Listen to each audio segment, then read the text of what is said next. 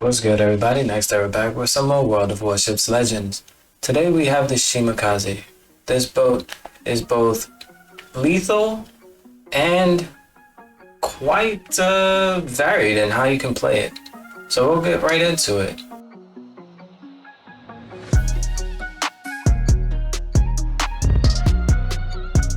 The way I like to run this boat currently is we have aiming systems, we have steering gears instead of propulsion, concealment, torpedo reload, and I'm currently running the 80 knot torpedoes. They are less range and less damage, but they are significantly faster. And I just felt like being a little bit more aggressive this round, so I switched it up. I tend to change my builds depending on however I want to play, so I changed a lot of stuff. I test a lot of things.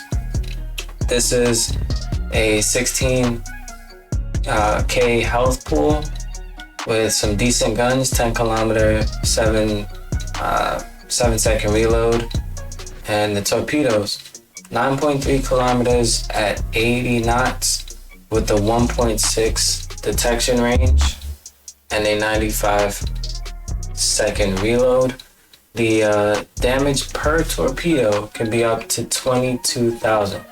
So that's significant when you have 15 of these things.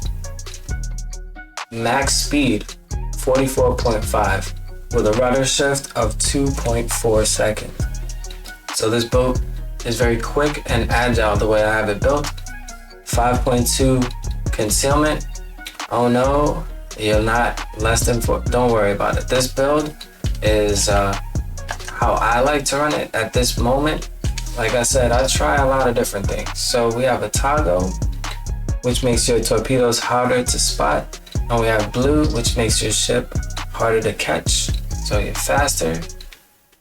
We have subsurface, fragile threat, torpedo safari, destroy be destroyed for even more speed, and give me speed for even more speed.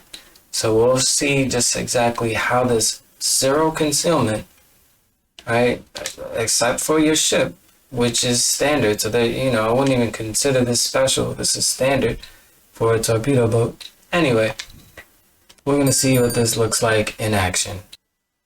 So we've got Northern Waters. This is a 5v5 destroyer match. They say you don't get a lot of destroyers in a single match, but the more you play destroyers, the more you see this as more common. Now, I like speed. So as you can see, I'm almost 39 knots, 40 knots going into this cap. And I came straight down and came across.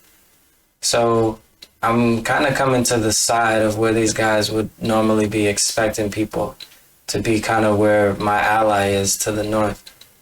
And I'm kind of side sweeping them a little bit here. Now this is where having rudder shift is more useful. This is just one of those moments. I know torpedoes are coming, and being able to turn into that. You see that? That's the difference between dead and not so dead, because like you saw, 22,000 per torpedo. If any one of those torpedoes hit my ship, it would have been good night, Lucille. So we landed 2 torpedoes in that, actually. So one must have killed the initial target, and the other must have hit the other destroyer. Now you saw the speed. I was doing almost 18 knots in reverse. Propulsion, as a choice, that would have allowed for a number of like you can change direction, well, forward or backwards faster, reaching your top speed at half the time. Very useful, very, very useful. The reason I like to have rudder shift builds when it comes to destroyers is because your torpedoes are like your firing arc, and if you want to get some really interesting angles, then you have to be prepared to turn your ship, and your maneuverability will allow you to do a number of different things. that if everybody's running the same old builds, they won't think it's possible. But you'll see very quickly, I'm in a Shima, and this boat right next to me is a Shima, and you see I'm significantly faster than that boat. And I'm turning and stuff, and I'm still staying ahead of them. So when you have rudder shift, your boat doesn't fight as much to turn. My engine boost is not even active, and this boat is not going to be able to catch up to us. And he's in the same ship, theoretically, right? So this is one of the main reasons I like trying other things than what, would be considered like quote unquote meta. Like, try stuff. So here we have a Gene Bart. Now the Gene Bart is notorious for just going forward and then reversing out of harm's way. So I gave it a nice little ripple effect of torpedoes. So if it goes forward and notices those, the reverse is not going to save you in that situation. So now I'm flanking these guys. I know that my detection needs to be, you have to always be mindful of your detection no matter what it is. Look at that wall of torpedoes, gee whiz. So this one that I'm on is the very last launch. So it's the one that would have been furthest back if he did start reversing. It looked like he tried to power through it and speed up. But yeah, that was not gonna work right there. That was a death strike. So now it's just a matter of working through these other two battleships. The key here is we have but so many big ships. So like our cruiser needs to survive as late into the game as possible because it's versing a wall of destroyers, and your cruisers are your natural, generally speaking, your better destroyer hunters. So especially when it's just a whole room of Shimakazes, that's just ridiculous. So you see that the Kutuzov got a Shima, just as I was saying that. Now this Kutuzov, this Kurfurst got lucky. I got greedy. So if you'll notice, like I launched a little ahead of him, but I know that he sees the destroyer in front of him, and I was expecting him to just drive straight into that smoke, pop his sonar, and try to just kill the destroyer in there. However, I really was gonna do the same ripple that I did to the Gene Bart, and this Kurfurst, I got greedy because I was like, well, maybe I'll still be able to get some torpedoes on the Bismarck, but I didn't send at least the second set, which would have really wiped out the Kurfurst. So, oh well, things happen. We're gonna see how that pays off or doesn't pay off in a couple of minutes. So now we have Bismarck that is trying to drive in towards where some of his destroyer friends are. And Bismarck, yep, it's just going far enough away for these torpedoes. They won't make it there. The speed that he's going and the range, if I normally run ranged builds on my torpedoes, no matter how close I get, just because I know it will create a situation where even if they drive away, they'll have a hard time driving away. Now we have 10-kilometer range on our guns, and so I do want to shoot this guy, but I was just waiting to make sure that the Bismarck secondaries wouldn't be able to have a field day. I only have 5,000 health, and if we get those secondaries going off a little too crazy, it will be a very short afternoon.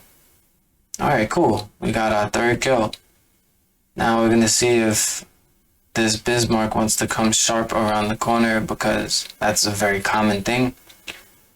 I'm still getting used to the 5.2. This is the first match I played in this with this build, and I would have popped my smoke already, because that would have been an avoidable risk.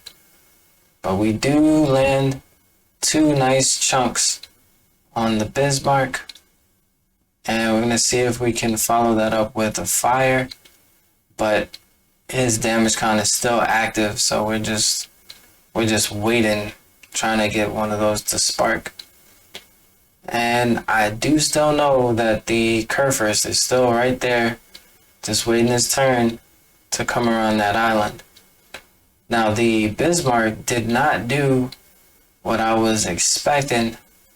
You know, I was expecting him to turn in around the island. That's why my torpedoes ended up behind him.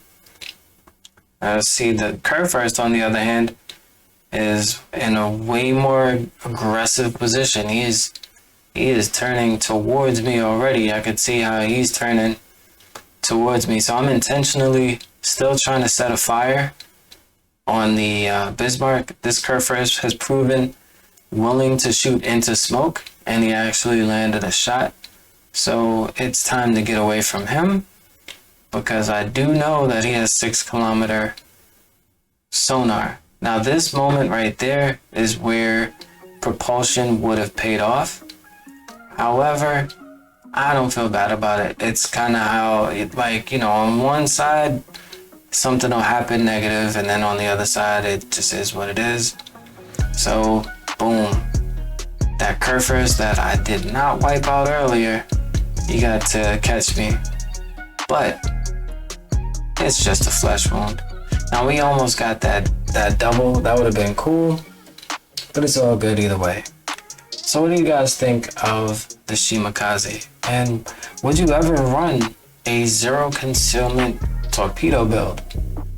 That is unheard of. Most people would think it's crazy, but I did okay. I got 150,000 damage, 4 kills, and we're about to win this match. Spoiler alert. I mean, it's literally, look at the points. So just, yeah, and look at the health of the Kutuzov. Like I was saying, the main reason I went for those battleships was because this Kutuzov getting focused by battleships wouldn't have lasted a minute. But Shimakazes and Kagero would not want to have a one-on-one fight with a cruiser. It's just not ideal for those boats. Anyway, so you guys, if you're interested in more footage like this, or just more conversation, you know, drop a comment what kind of builds or boats you're interested in, and we'll see what we can do. I definitely prefer my destroyers. This channel really was built around trying to make sure that destroyers get some good value content, like, you know, real stuff. The first person who tried to give me advice on how to play a destroyer was somebody who played battleships all the time. And I don't mean battleships the game, I mean battleships. So if your main gameplay is in a battleship, that's a little tricky to give advice. So I test stuff and I try to make sure that you guys get some unique content. That's 3,000 XP with 4 kills, no concealment build, and just different stuff. So if you like, hit the like. If you didn't like, that's cool. Hit the like, subscribe, follow, and I'll catch you in the next one. Peace.